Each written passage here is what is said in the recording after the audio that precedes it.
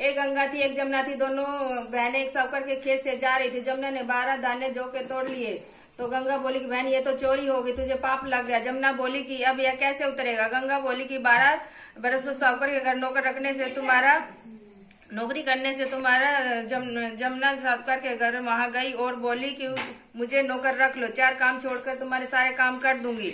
एक तो जूठे बर्तन ना धोऊं, झाड़ू न लगाऊं, सेज ना बिछाऊं और दिया न चासू। सावकर ने उसे नौकर रख लिया। 12 बरस बाद कुंभ का मेला आया। सावकर मेले में जाने लगे तो जमुना ने उन्हें एक सोने का टका दिया और बोली कि वहाँ मेरी बहन गंगा है, उसको यह टका दे देना, कह देना कि जमुना ने भेजा है। तो वह हाथ पसार के गोरी गोरी भैया हरी हरी चूड़ियां पहन कर ले लेगी।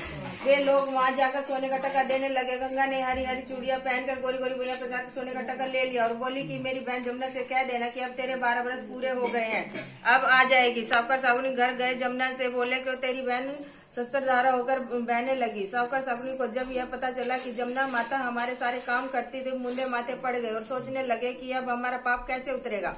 उधर जमुना गंगा के पास गई तो गंगा ने पूछा कि तू सावकर सावकनी को धीरज बंधाकर आई है या नहीं। जमुना बोली कि मैंने तो सब कुछ भी नहीं कहा। गंगा बोली कि उनको धीरज बंधा के रहा, नहीं तो उनको संतोष कैसे होगा।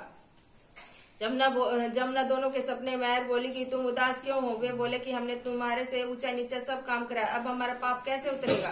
जमुना बोली कि तुम्हारे कोई पाप नहीं लगा, मैं तो अपना पाप उतारने आई थी। तुम्हारे खेतों में 12 दाने गेहूं के तोड़ लिए थे, इसलिए मुझे दोष लग गया। तुम्हारा 12 साल काम करने से उतरा है, तुम उठो, तुम्हारे कोई दोष नहीं लगा, तुम्हारे खूब धन लक्ष्मी हो जाएगी और तुम्हारी मुक्ति हो जाएगी। हे जमुना माता, जैसे उसकी सावकर सावकनी की मुक्ति करी वैसे सबकी करना, हमें भी हमारे परिवार को भी। कहते सुनते उगारा बढ़ते, बोलो गंगा जमुना मैया की जय।